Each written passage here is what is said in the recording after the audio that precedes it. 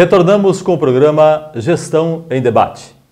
O objetivo do programa é trazer para a discussão as ações de nossos gestores públicos, interagindo com nossos telespectadores. E o assunto agora, Francisco, é um assunto que envolve o bolso do consumidor. Nós vamos falar agora com o coordenador do Procon de Ijuí, Nelson Copete, que vai nos falar sobre o preço da gasolina e a atuação da entidade em Ijuí. Vamos então à entrevista com o Nelson Copete. A nossa fiscalização, ela trabalha num sistema conforme chegam as reclamações para o Sistema Nacional de Informações, que nós temos aqui junto com o Balcão do Consumidor, e diante disso a nossa fiscalização também sai às ruas para ver essa questão aí. Mas essa semana, como estamos iniciando aí as ações do ano, dentro do nosso planejamento, nós estamos nos atendo à questão da fiscalização dos postos de combustíveis, juntamente com a direção do Procon estadual, na preocupação justamente quanto a essas questões dos valores dos combustíveis que preocupam a nossa comunidade ijuense e região. Mas principalmente nas redes sociais, colocam que de alguns abusos, de preços que estão acima dos padrões, mas que então nós estamos assim periodicamente fazendo essa fiscalização. Essa semana nós temos uma fiscalização e levantamento dos valores de combustível nos postos de gasolina, já foi começar, ocorreu uma reunião com a Agência Nacional do Petróleo, o Procon estadual, para averiguar essas questões dessa diferença de preço. Nós conversamos também com o pessoal de Santa Rosa e até a nossa assessoria aqui, a fiscalização também obteve essa informação, de que houve uma grande concorrência dos postos, dono de postos de gasolina, na busca da clientela e oferecer um preço mais barato. Ou seja, para não perder a sua clientela e buscar mais cliente, cada posto de gasolina faz a sua política, política nova dos postos de gasolina. Então, houve baixa em decorrência dessa concorrência lá em Santa Rosa, e isso, é claro, vem beneficiar os consumidores. Mas nós estamos aguardando, então, um retorno aí, do Procon estadual para que nós possa informar a respeito aí, desse assunto, então, especificamente sobre Santa Rosa e uma preocupação que traz a região. Mas eu vejo assim que aqui em Ijuí também já tem postos que estão fazendo uma política diferente, Tem postos de gasolina que essa semana, final de semana, já vai haver uma baixa significativa no preço da gasolina para atrair a clientela, atrair o consumidor.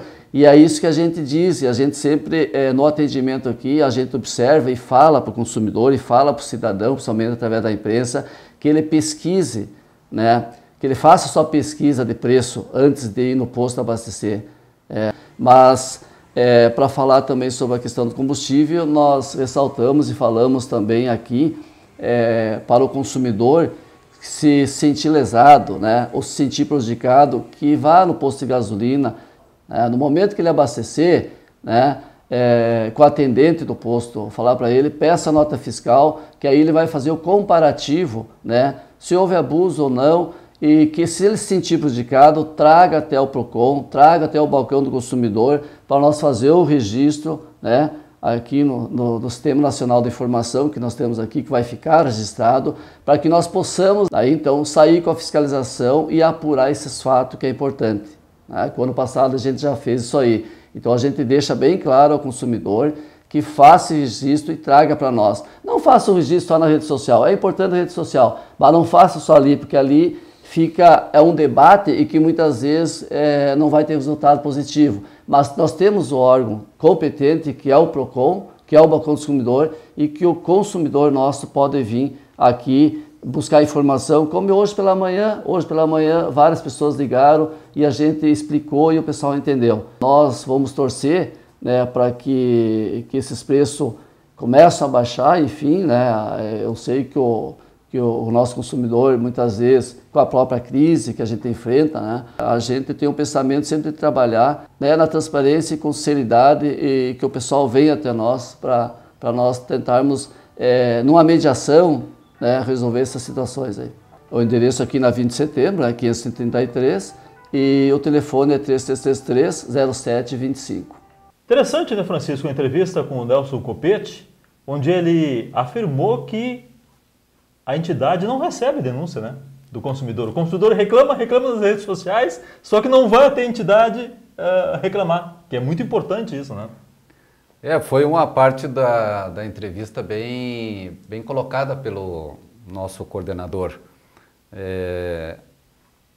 A reclamação, é importante reclamar, mas tem que ser diretamente ao órgão responsável. Não adianta ir nas redes sociais e ficar batendo boca, né?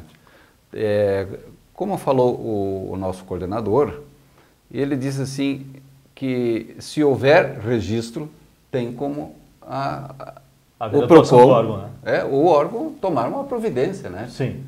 Mas se não há registro, não tem como, entendeu? Se eles não são acionados, não tem como nas redes trabalhar. sociais não é uma parte legal para se fazer uma ação judicial.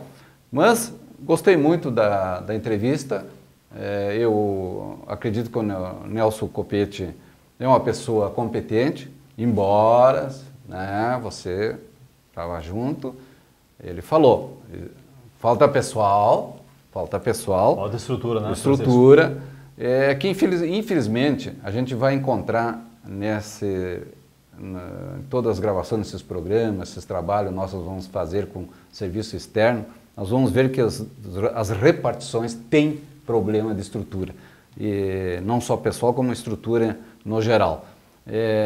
Mas o importante é que aonde tem essas deficiências, tenha um profissional que tem amor pelo que está fazendo, no caso do nosso amigo Nelson Copete. Muito bem. Para quem não conhece onde fica o PROCON de Ijuí, a localização é em frente ao Fórum, na rua 20 de setembro, 533. E o telefone, para você que tem alguma denúncia a fazer, é o 3333-0725. Então, muito importante salientar, Francisco, pode fazer a denúncia nas redes sociais, mas procure o PROCON de sua cidade e denuncie. Faça sua denúncia no órgão correto, no local que deve ser feito. O nosso próximo assunto, Francisco, também é muito importante e nós vamos falar agora com o advogado Mirko Frantz. Ele vai fazer um histórico sobre as mudanças que ocorreram nos últimos anos para quem quer se aposentar e também da PEC da Previdência, que muda as regras da aposentadoria apresentada pelo atual governo Bolsonaro. Vamos então à entrevista. Eu gostaria sim de discutir esse problema fazendo um pequeno histórico dessa problemática toda. Nós temos que analisar que nos últimos 20 anos os segurados da Previdência Social e a população em geral está sendo, vamos dizer assim, atingida todo dia com possibilidades de alteração nos direitos conquistados pelos segurados da Previdência Social. Temos que considerar a questão do fator previdenciário, introduzido no governo Fernando Henrique Cardoso, que era para ter a intenção, o objetivo de retardar as aposentadorias precoces. Posteriormente a isso, já no governo Lula, a emenda constitucional que alterou profundamente, vamos dizer assim, a questão da seguridade, da previdência dos servidores públicos federais. Essa emenda, ela basicamente estabeleceu a questão de limite do valor, do limite ao valor teto da Previdência Social para os novos concursados e nomeados dos servidores federais a partir daquele momento, a partir daquela emenda constitucional. Ela não atingiu os servidores estaduais e também não os servidores municipais que têm regimes próprios de previdência social. E também não impôs claramente uma idade mínima para todo o grupo de beneficiários da Previdência Social. Disso nós evoluímos para o governo Temer, vamos dizer assim, e com uma proposta que não avançou no Congresso por toda a problemática que a população conhece. E atualmente nós estamos com uma proposta de emenda à Constituição apresentada pelo governo Bolsonaro, né? Quer dizer, o que tem essa emenda constitucional? O grande trunfo para os segurados é igualar todos os segurados, sejam eles de regimes próprios municipais, estaduais ou os da União, a um sistema geral de previdência para os segurados, permitindo a complementação, a aposentadoria, a previdência complementar, como já está hoje previsto na Constituição essa possibilidade. Então, o servidor federal que tem salários mais elevados, ele, a partir das regras de transição, se aprovada essa PEC, vai se aposentar que nem o pessoal de iniciativa privada, né, num teto previdenciário que hoje gira ao redor de R$ 5.800. Né? Então, isso eu considero dessa PEC um avanço para um sistema de seguridade social para toda a população. Nós vamos ter mais justiça social, nós vamos ter todos os trabalhadores, sejam eles civis, dos municípios com previdência com regime próprio, dos estados com regime próprio e da União com regime próprio, num regime só, que vai estabelecer as mesmas regras para todos os segurados. Isso, pessoalmente, eu considero um avanço. Um outro ponto importante é a questão da idade mínima, né, que tem essa proposta.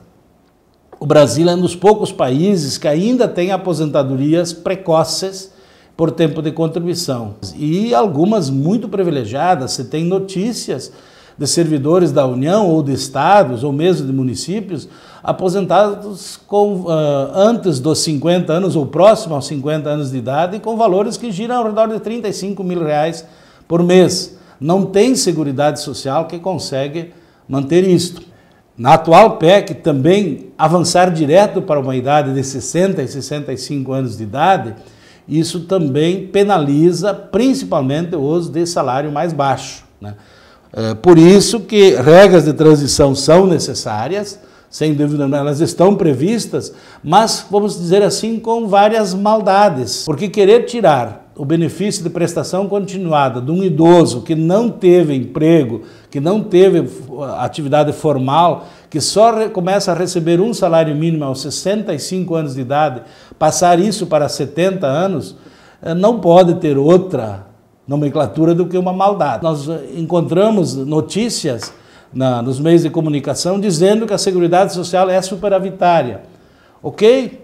Como Seguridade Social, sim, mas isso se constitui uma transferência produzida pelo setor produtivo, pelos trabalhadores do setor produtivo, de altos rendimentos para pequenos grupos privilegiados. Lamentavelmente, nós estamos vendo as discussões se concentrando em corte de benefícios para os mais pobres, querendo dar a entender de que, se ela é para tirar privilégios, tirar do pessoal do INSS. Não é isso. O INSS, na minha maneira de ver, esses trabalhadores contribuem e têm direitos, e não devemos julgá-los para uma possibilidade, talvez, de não se aposentar. O fator previdenciário, que vai ser mantido nas regras de transição, ele permite que quem quer uma aposentadoria mais precoce vai ter uma redução de renda, né? E isso, de repente, pode ser trabalhado nessa PEC, né? Não podemos dizer assim, só vai se aposentar aos 49 anos de serviço. Não, ele tem previsão de se aposentar aos 65 anos com 20 anos de contribuição e com regra de transição. Talvez vamos discutir e vamos reduzir esse início da idade limite para coisa de 60, 55, que já vai ser um avanço, se nós conseguirmos aprovar de que o trabalhador brasileiro, seja ele estatutário do município, do estado ou da União, tenha tratamento igual perante a Seguridade Social, mantida pelo tributo do contribuinte. Ótimas colocações, o Francisco, do advogado Mirko Frantz, sobre essa PEC da Previdência que está no Congresso para aprovação. Tua opinião, vai ser aprovado, haverá mudanças? O que você acha? Minha opinião bem sincera é que há grandes negociações. Essas negociações, elas têm muito interesse. Como é um projeto, uma PEC importantíssima para o país, para o trabalhador, para o empresário, existe também interesse por parte política.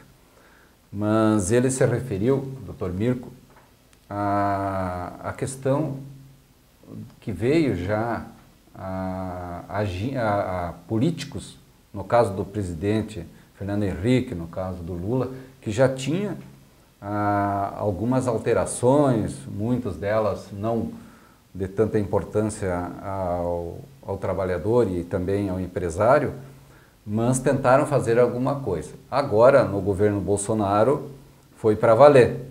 Então, eu acredito que também a classe política vai ter a sua participação, vão dar seus pitacos, como de costume. As emendas. As famosas emendas, né? E aí vão tentar fazer negociações com o governo, e aí o governo não é a favor. Então tem muita água para passar por baixo dessa ponte, até chegar à aprovação. Esperamos que essa aprovação dessa PEC venha a contentar toda a sociedade.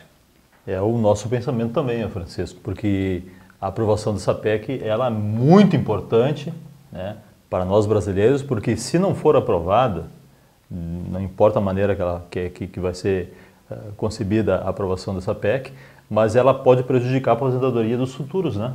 Sim. As pessoas futuras, os nossos netos, bisnetos, enfim, poderão não se aposentar, poderá não sobrar dinheiro da Previdência para a aposentadoria deles. Bom, nós vamos então agora para um breve intervalo e retornamos em seguida com o programa Gestão em Debate.